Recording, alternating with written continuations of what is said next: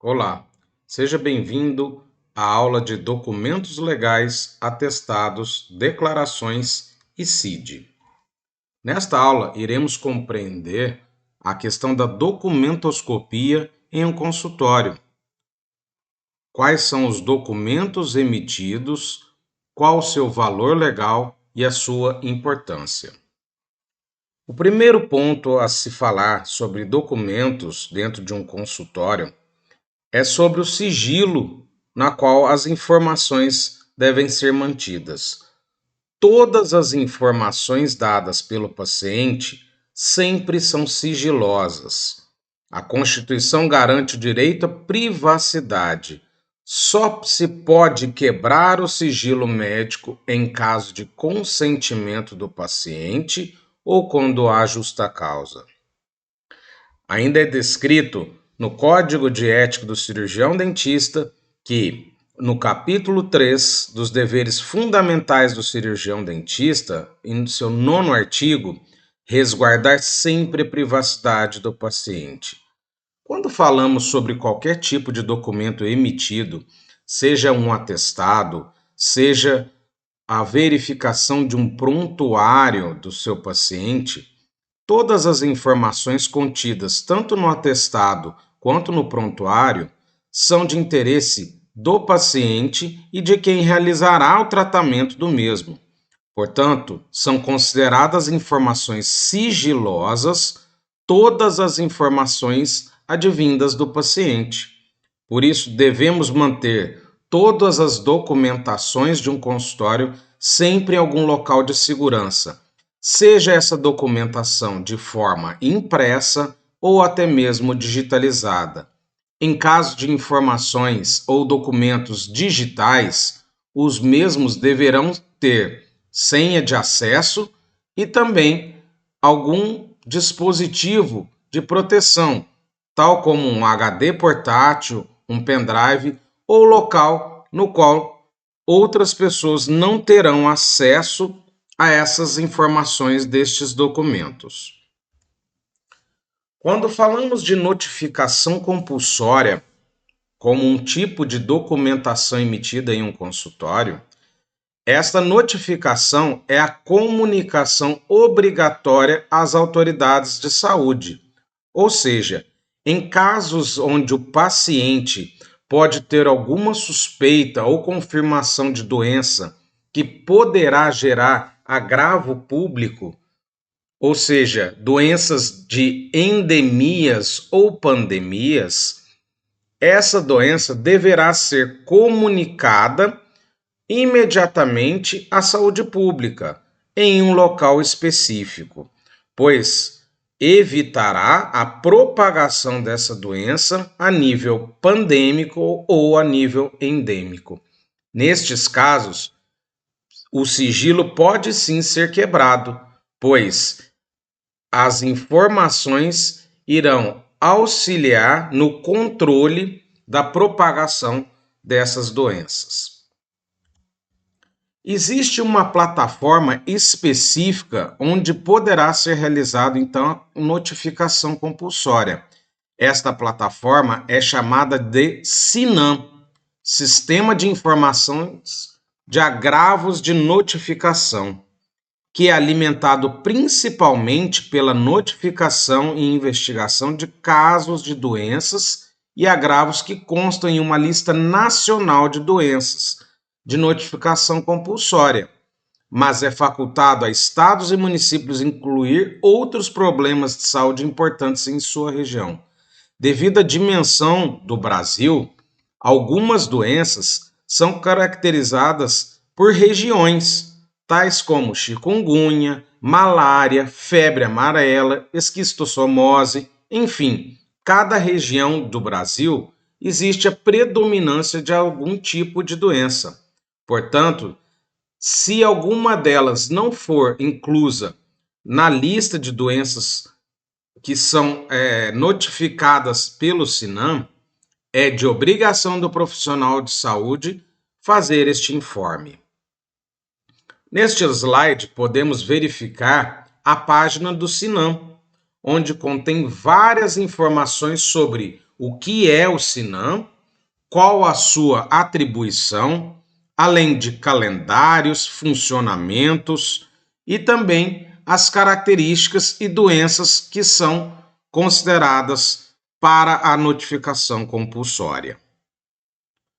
Quando falamos em atestados dentro de um consultório odontológico ou até mesmo uma clínica, o atestado é um documento de declaração pura e simples de um fato médico verídico e suas possíveis consequências, normalmente feito a pedido do paciente ou responsáveis. É uma consequência do ato médico, o que traz algumas implicações. Primeiramente, devemos ter a ciência de que um atestado só poderá ser emitido ao paciente que realizar algum procedimento ou estiver sob alguma consulta. Por quê? Porque o atestado, ele deve comprovar um ato e também poderá ser descrito no atestado as suas possíveis consequências. Ou seja, vamos utilizar como exemplo algum paciente que tenha submetido a um procedimento cirúrgico. Ele estará atestando que esteve em um consultório, realizou o procedimento cirúrgico e as devidas consequências serão, por exemplo, um repouso, devendo ficar no estado de repouso por tantos dias ou tantas horas, dependendo da complexidade, obviamente, de cada procedimento. Qualquer dentista pode atestar qualquer fato, independentemente da sua especialidade. Então, não é só para casos específicos, tais como cirurgia ou procedimentos cruentos. Procedimentos que estão na ordem de cuidados sobre a dor do paciente, normalmente requerem atestados com uma duração maior. Observados os limites do que pode ser considerado imperícia. Esta questão aborda sobre o bom senso do cirurgião dentista ao realizar um atestado para o paciente, onde será concordante entre a complexidade do procedimento realizado e o tempo no qual o paciente poderá ficar sobre atestado ou ficar sobre repouso para que possa recuperar daquele possível procedimento realizado.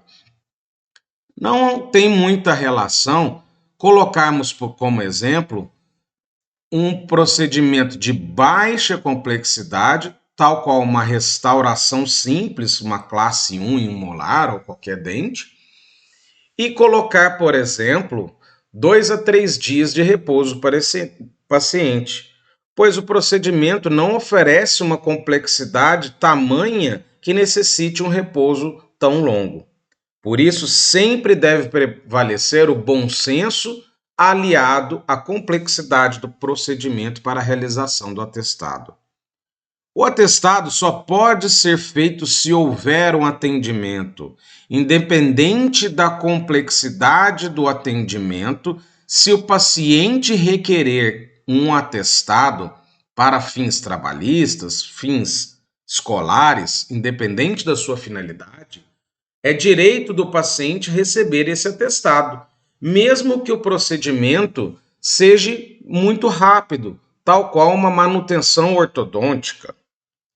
Pode ser feita após qualquer atendimento e não pode ser negado ao paciente, mesmo que o atestado fornecido não diga o que ele deseja.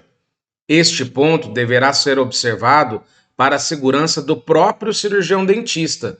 Nunca deverá ser influenciado para o favorecimento de repouso ou de longos períodos de repouso deste paciente. Por isso, o fato deve ser descrito no atestado de forma verídica, onde o procedimento realizado realmente necessita o tempo de repouso recomendado. Segundo uma resolução do CFM, e neste caso citamos o Conselho Federal de Medicina, pois essa resolução é válida também para a odontologia, o atestado só pode constar o seu diagnóstico, ou seja, a codificação do diagnóstico, que veremos a seguir, que é a solicitação do CID, se o paciente desejar este anexo ao prontuário ou ao atestado. Caso contrário, não necessariamente é obrigatório a inclusão do CID para os atestados. Então, a validade do atestado independe dele possuir este código do diagnóstico, ou seja, o seu CID. Quais são as penalidades previstas ao cirurgião dentista que emitir atestados falsos? De acordo com o artigo 51, ele pode ser submetido à advertência confidencial, censura pública, censura confidencial, suspensão e até a cassação do direito de exercer odontologia. Além das penalidades previstas no âmbito odontológico, ou seja, essas medidas serão tomadas pelos conselhos federal e regional de odontologia, o cirurgião dentista também poderá sofrer penalidades no âmbito jurídico, como até processos onde será ressarcido por indevida citação em atestados ou até mesmo processos mais complexos. Veremos ainda que no artigo 18 é constituído de infração ética negar ao paciente ou periciado acesso ao seu prontuário, deixar de lhe fornecer uma cópia quando solicitada, bem como deixar de dar a explicação necessária à sua compreensão, salvo quando ocasionarem riscos ao próprio paciente ou a terceiros. Deixar de atestar atos executados no exercício profissional, quando solicitado pelo paciente ou seu representante legal. Neste segundo parágrafo, é onde observamos que, ao realizar o atestado, deverá constar sempre no atestado qual foi o procedimento realizado, não necessariamente incluir o diagnóstico, mas para que esse atestado tenha veracidade sobre o procedimento executado. Expedir documentos odontológicos, tais como atestados, declarações, relatórios, pareceres técnicos, laudos periciais, auditorias, sem ter praticado o ato profissional que o justifique, que seja tendencioso ou que não corresponda à verdade. Como vimos anteriormente, a elaboração de falsos atestados poderá constituir de uma infração ética, assim como laudar ou atestar ou emitir declarações de cunho falso, comercializar atestados odontológicos, recibos, notas fiscais e prescrição farmacêutica. Ao comercializar um atestado, o cirurgião dentista poderá responder não somente por processos éticos, mas também por calúnias ou até mesmo outros tipos de processos judiciais. Usar formulários de instituições públicas para prescrever, encaminhar ou atestar fatos verificados na clínica privada. Deixar de emitir laudo dos exames por imagens. Receitar e atestar, declarar ou emitir laudos, relatórios e pareceres técnicos de forma secreta ou ilegível. Ou seja, a famosa questão onde citam-se a letra de médico, letra de dentista, não consegui verificar. Se o paciente ou farmacêutico ou qualquer outra pessoa não conseguir fazer a leitura da emissão daquela declaração ou laudo, ele poderá ser considerado inválido. Por isso que deve ser redigido de forma legível e objetiva. De acordo com a Lei 5.081, verificamos que o profissional deve fornecer atestado que corresponda à veracidade dos fatos, considerando a complexidade de cada procedimento por ele realizado, tendo tal direito garantido. Some-se isso à Lei 5.981, que diz ser de competência do cirurgião dentista atestar no setor de sua atividade profissional estados mórbidos e outro, inclusive para justificação de faltas de emprego. Podemos verificar que é fundamentado em lei a elaboração e emissão de atestados legais pelo cirurgião dentista, sendo que deve ser aceito em qualquer local, seja de trabalho ou de uma escola ou em qualquer outro local que seja apresentado um atestado. Segundo o CFO, Conselho Federal de Odontologia, um atestado deve conter os seguintes pré-requisitos: qualificação do profissional, que é o seu nome e endereço do dentista, a qualificação do paciente, nome completo do paciente, a que fim se destina a elaboração ou emissão deste atestado, o estado mórbido, ou seja, o que aconteceu com o paciente.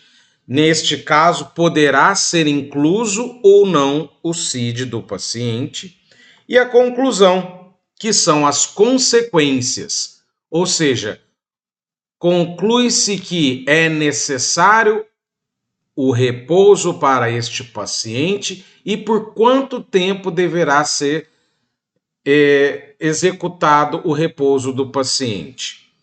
Data e assinatura do profissional. Então, podemos ver o exemplo abaixo. Atesto para fins, ou seja, fins escolares, trabalhistas, a pedido do nome do paciente, que esteve no consultório para atendimento com a finalidade, não é necessário a descrição completa do procedimento, porém a sua finalidade, ou seja, atendimento clínico, cirúrgico, emergencial.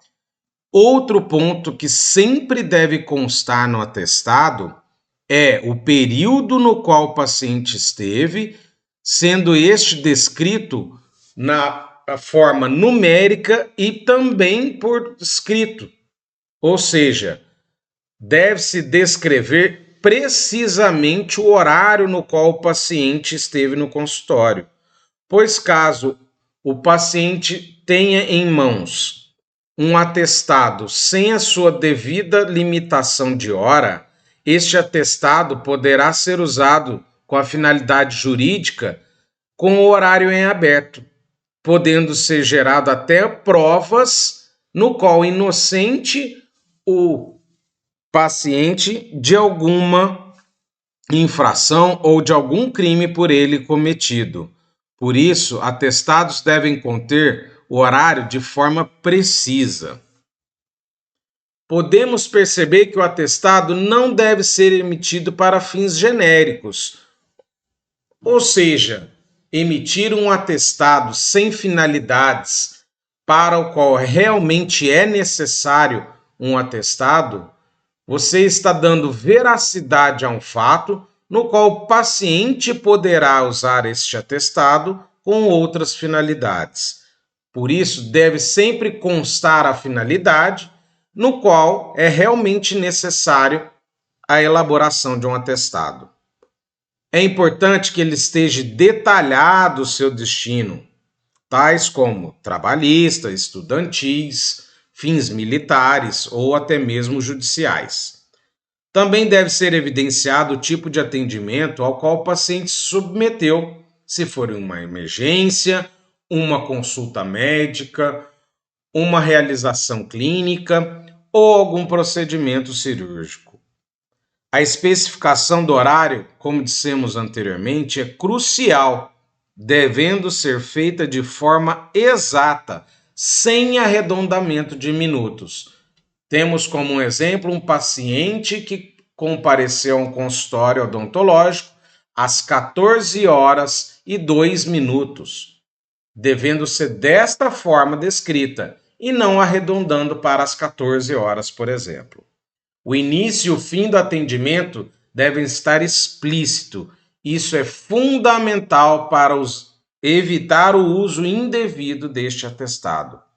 Depois temos os dias no qual o paciente deverá permanecer em repouso, que também deve estar de forma legível e escrito por extenso. Esse ponto chama muita atenção da questão do empregador na hora de avaliar o atestado médico, pois se possuir rasuras ou até mesmo corretores de texto, poderá ser invalidado esse atestado. Por fim, temos a inclusão do CID, que é o Código Internacional de Doenças. O CID poderá ser incluso ou excluído a gosto do requerente, no caso, o nosso paciente. Já para a declaração de comparecimento, é uma alternativa ao atestado. O que difere uma declaração de comparecimento em relação a um atestado? É que a declaração de comparecimento justifica uma ausência de um funcionário ao seu trabalho, porém por algumas horas. E o ponto fundamental da declaração é que ela será emitida não para o paciente que realizou o procedimento, mas ao seu acompanhante.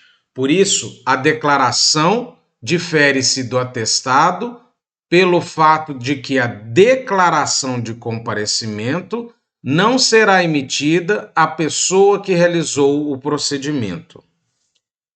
Ela é utilizada também como uma consulta rápida para um procedimento que não exija repouso absoluto da pessoa, ou pode ser constada também como uma simples comparecimento ao consultório. Incluir ou não o CID.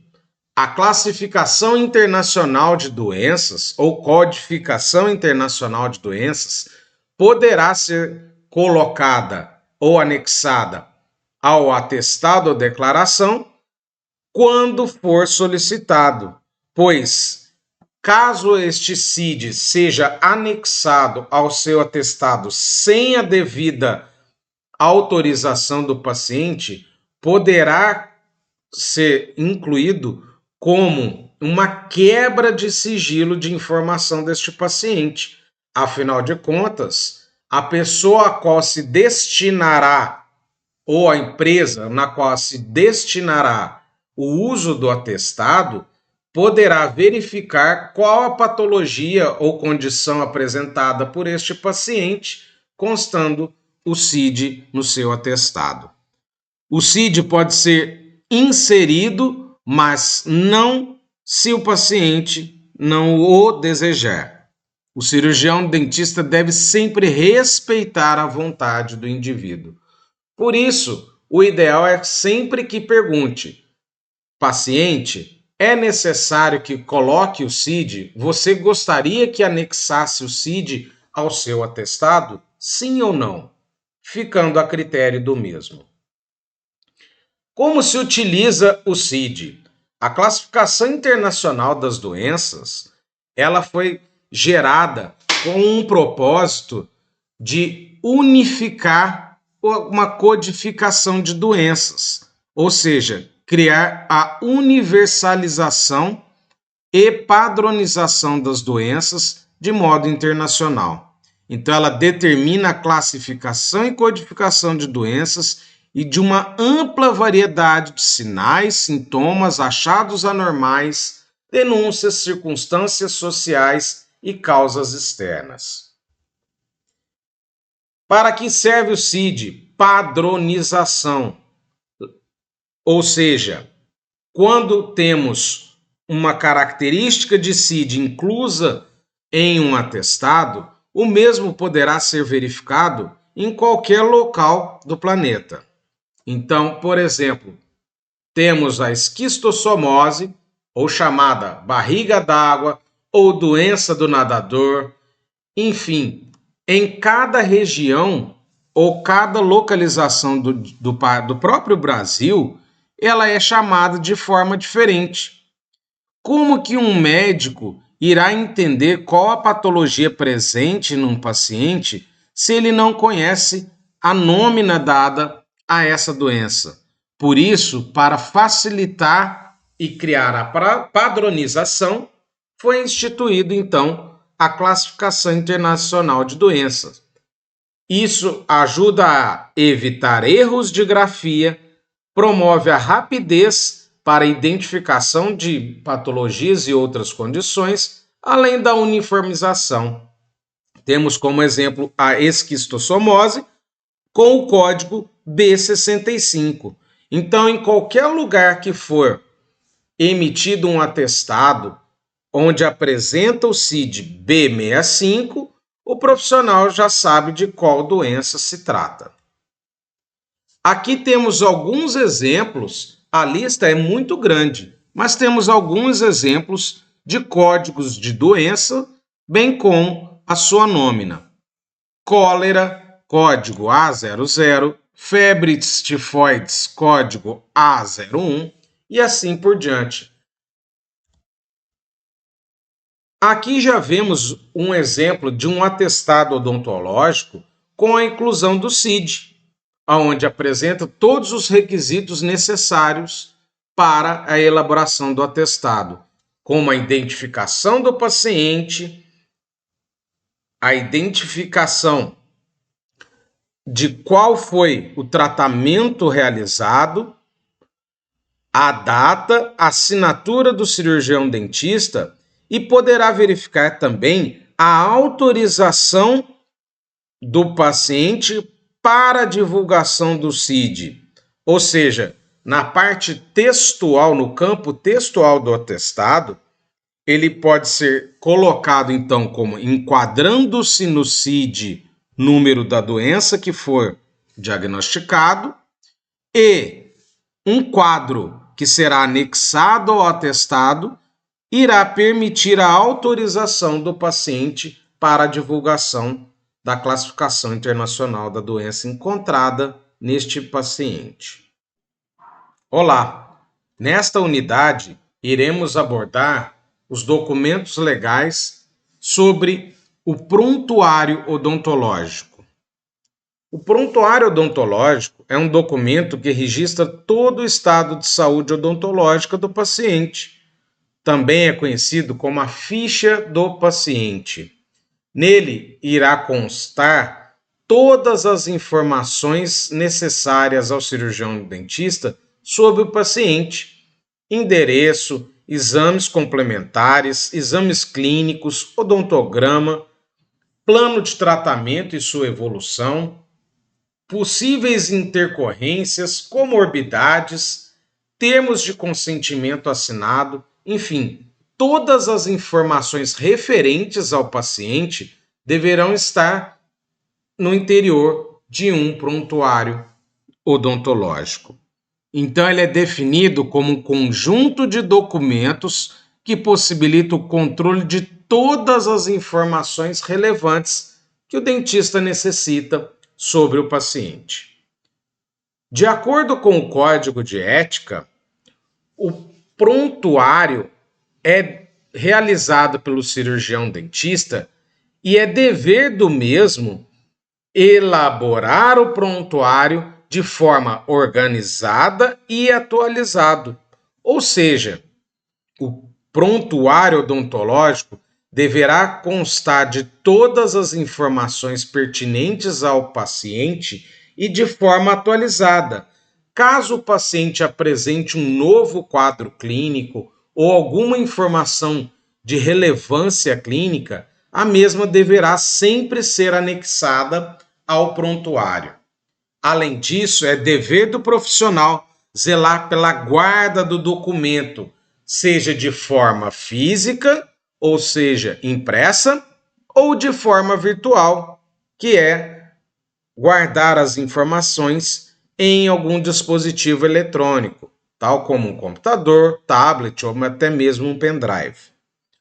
O descumprimento de tais responsabilidades é considerado infração ética conforme o Conselho Federal de Odontologia.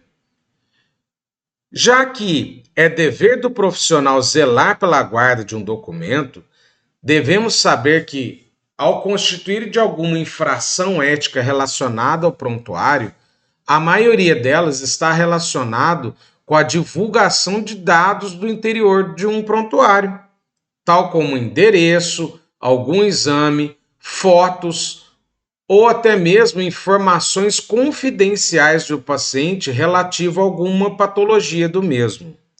Por isso, é descrito no capítulo 3 dos deveres fundamentais do cirurgião dentista no Código de Ética Odontológico.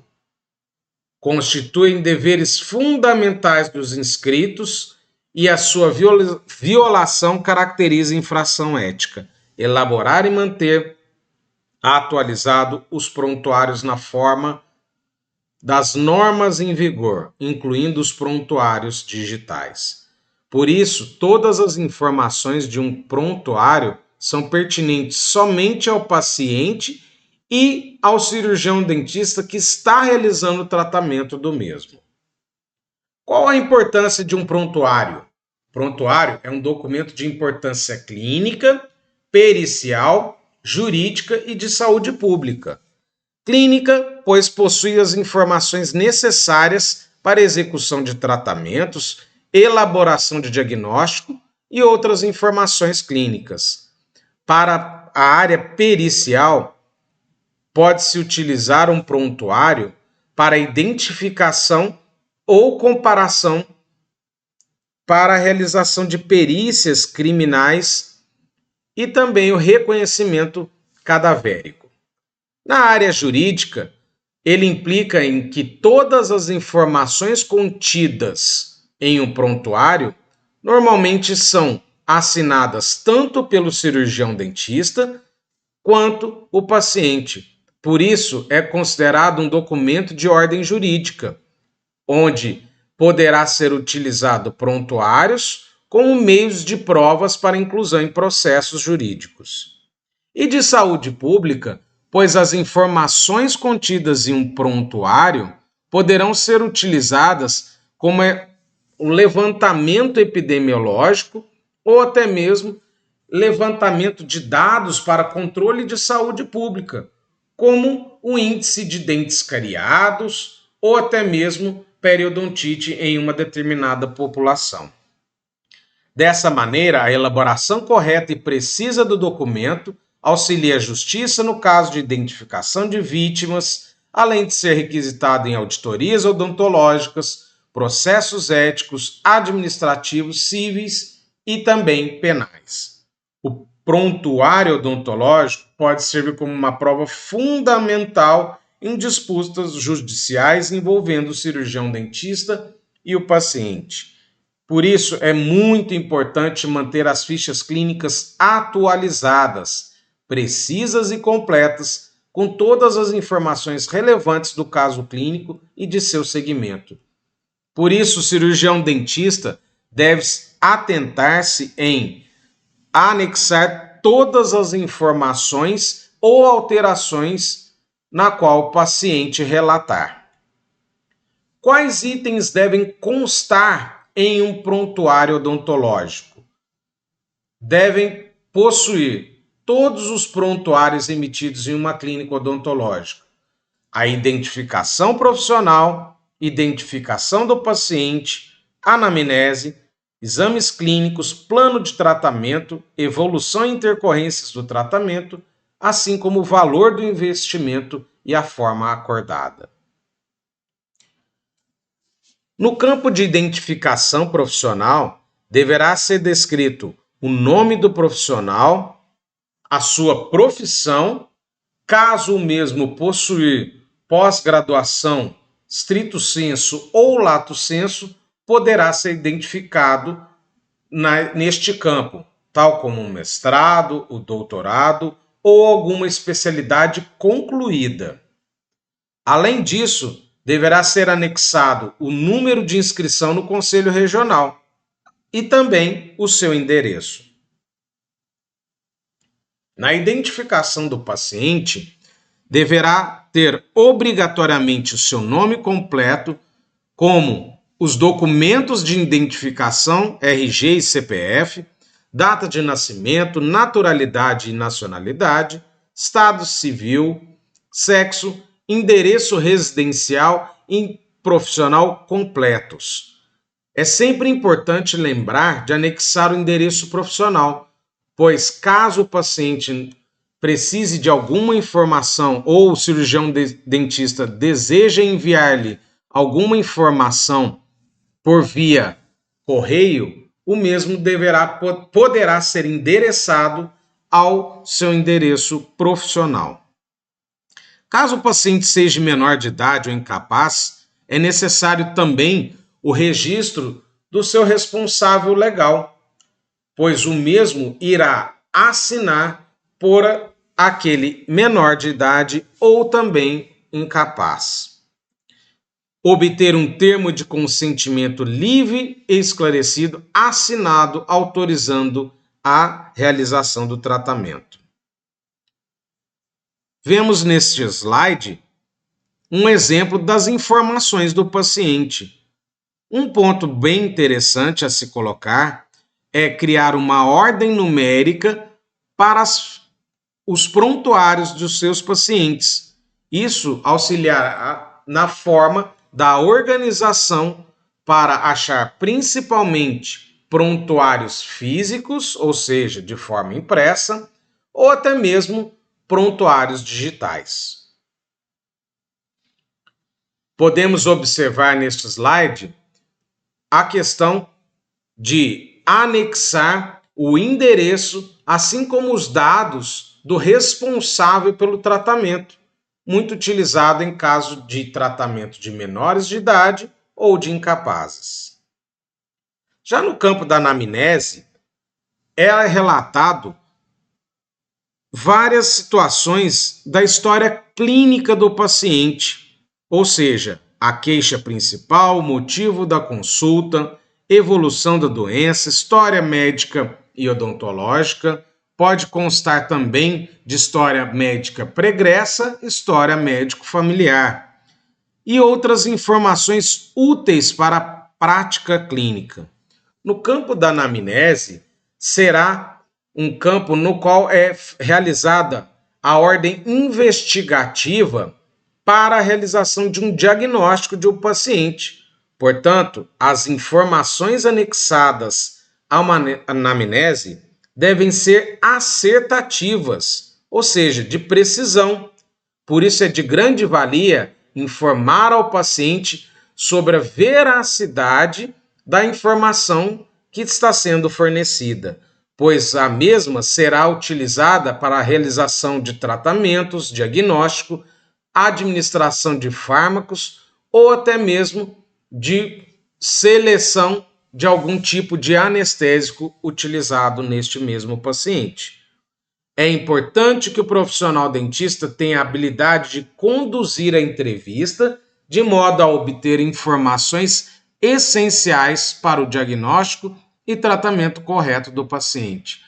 Portanto, deixe sempre a clareza e a segurança para o seu paciente de que todos os dados fornecidos para a anamnese serão sigilosos, ou seja, estarão guardados de forma segura. Isso transmite bastante segurança ao paciente. Veja alguns exemplos sobre anamnese. Então, poderá ser investigado questões medicamentosas, doenças sistêmicas, questões como a avaliação do sistema circulatório deste paciente, presença ou não de alguma cirurgia, enfim, todas essas informações da anamnese serão de grande valia para a realização do diagnóstico e também a conduta a ser tomada para aquele paciente. Na queixa principal, deverá ser relatada o fato do paciente com as suas próprias palavras, não devendo ser alterada nenhum tipo de colocação realizada pelo paciente. Podemos utilizar como exemplo o paciente relatar uma dor no dente de trás. Não é necessário corrigir para uma dor realizada em dente posterior ou molar, por exemplo. Deverá ser colocada da mesma forma que o paciente relatou. Após a realização da anamnese, o paciente deverá assinar, dando veracidade às informações coletadas na anamnese.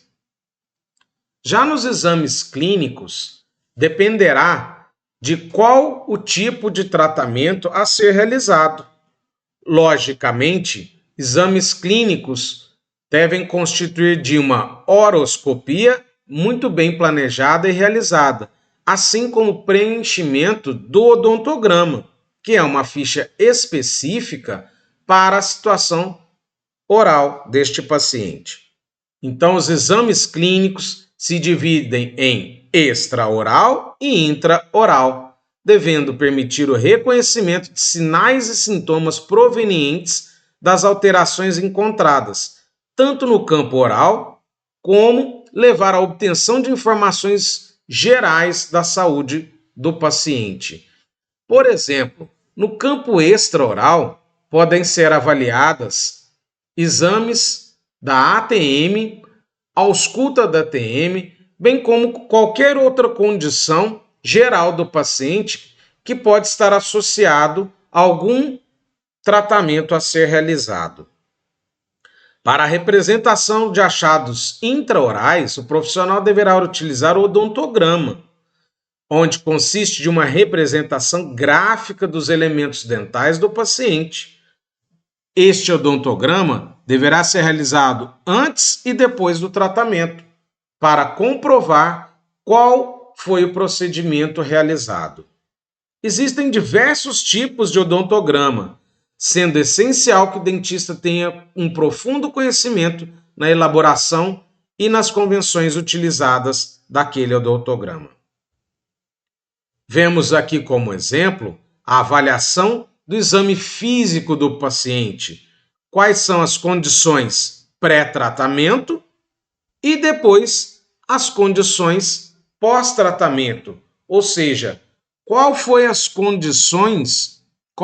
quais foram as condições encontradas na situação pós-tratamento comparada com a pré-tratamento. Isso terá um valor judicial muito grande, pois irá comprovar a realização do tratamento neste paciente. No campo do plano de tratamento, o prontuário deve conter a hipótese de diagnóstico e também as alternativas para o tratamento a ser realizado. Ou seja, neste campo, o paciente irá selecionar qual o tratamento ele achar devido, tanto para a condição da sua saúde, quanto condição financeira para arcar com o tratamento. Por isso, deverá ser direcionado todas as formas de tratamento possíveis para que o paciente selecione a que lhe convém. É necessário detalhar essas opções de tratamento com os elementos descritivos sobre todas as informações necessárias daquele tratamento, tais como os procedimentos a serem realizados, o valor a ser pago por esse tipo de tratamento.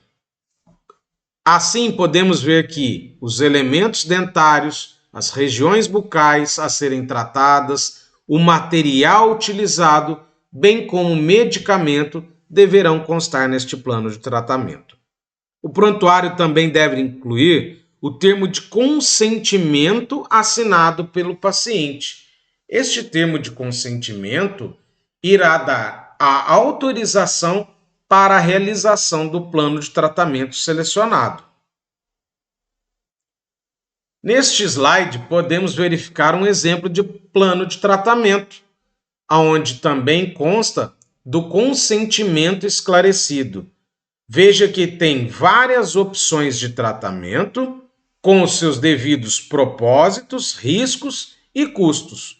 Assim, o paciente irá selecionar o tratamento que achar desejável. Aqui verificamos o consentimento do paciente e também do cirurgião dentista, onde há uma concordância entre o plano a ser executado, o plano de tratamento que irá ser executado, bem como as formas orçamentárias que serão acordadas. No campo da evolução e intercorrência do tratamento, deverão ser anotados todos os procedimentos que foram ou que estão sendo realizados pelo paciente, descrevendo a questão dos elementos dentários no qual esse procedimento está sendo realizado, faces coronárias envolvidas, enfim, todos os elementos descritivos sobre o procedimento realizado.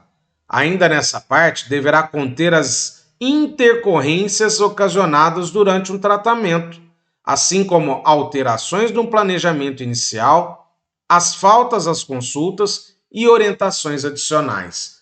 Portanto, podemos utilizar como exemplo uma intercorrência em um caso onde o paciente apresenta uma pequena cárie.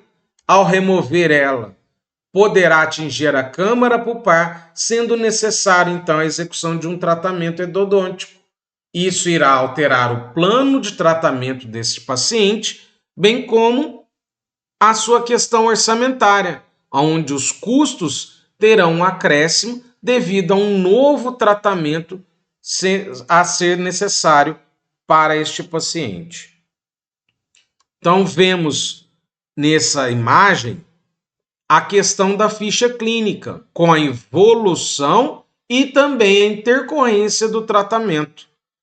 Por isso, todos os procedimentos a serem realizados durante a evolução e o tratamento deste paciente deverão ser relatados nesta ficha, com a devida assinatura do paciente, confirmando a realização deste procedimento, assim como do cirurgião dentista, datado e assinado.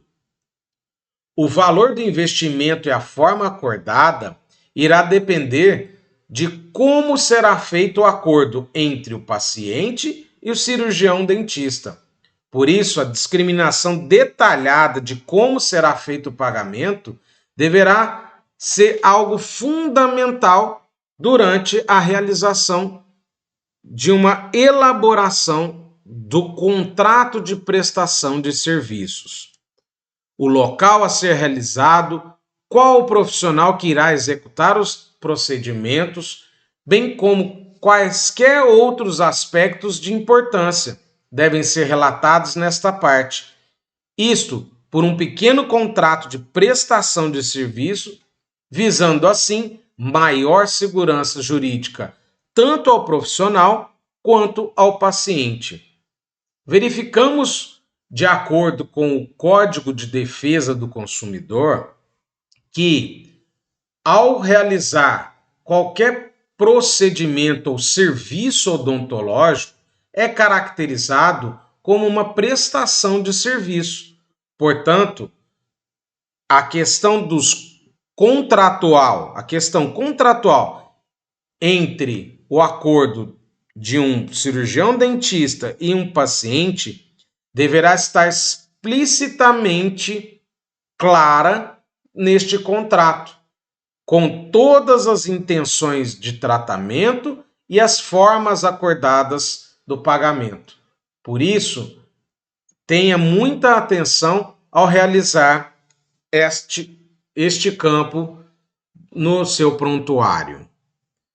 Podemos verificar neste slide a questão do contrato de prestação de serviços odontológicos, aonde observa-se do objeto do contrato, do valor e do pagamento de honorários, das obrigações do contratante, das garantias e obrigações do contratado, da documentação e exames complementares e também da rescisão contratual e do foro a ser dirimido para qualquer intercorrência, com devida data e assinatura do paciente ou responsável legal e também do cirurgião dentista para findar o contrato de prestação de serviços.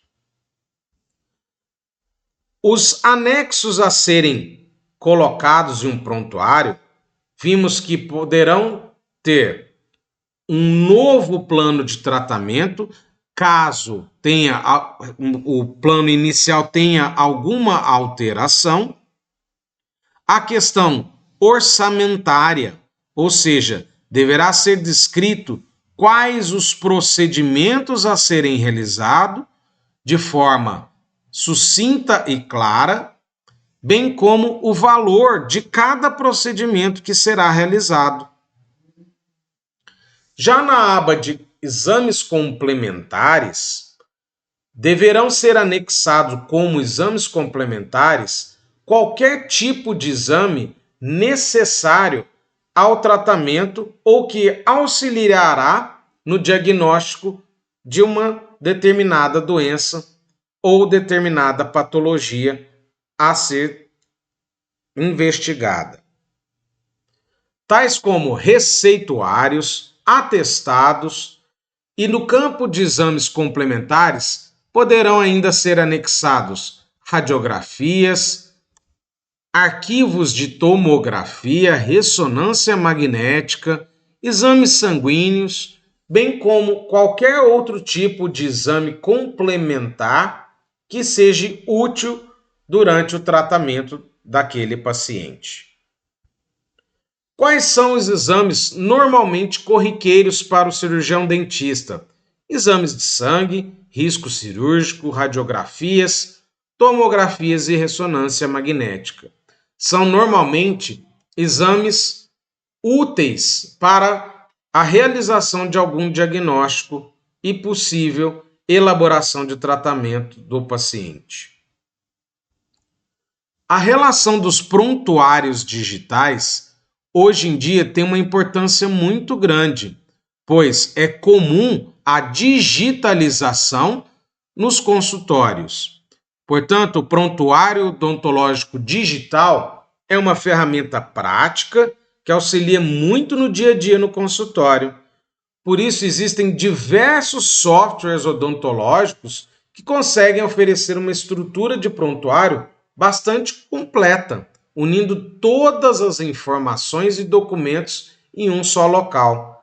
A facilidade do prontuário digital também é não só o seu preenchimento, mas também a questão organizacional e também o volume de arquivos a serem guardados. Além dessas infinitas vantagens, o mais importante é possuir essa documentação de forma organizada e eficiente. Lembrando que qualquer quebra de sigilo do prontuário digital também constitui de infração ética. Então, dentre as vantagens de se utilizar um prontuário digital, a possibilidade de acessar o prontuário remotamente, um odontograma detalhado, anamnese e informação de todos os pacientes de forma organizada, sem necessidade de questões físicas como papel, informação sobre as consultas agendadas e realizadas, painel contendo evolução do tratamento, possibilidade de registrar fotos e outros exames a serem anexados, tais como tomografias e ressonâncias, painel de orçamento, emissão de boleto e impressão de documentos como atestado, receitas e pedidos de exame de forma padronizada.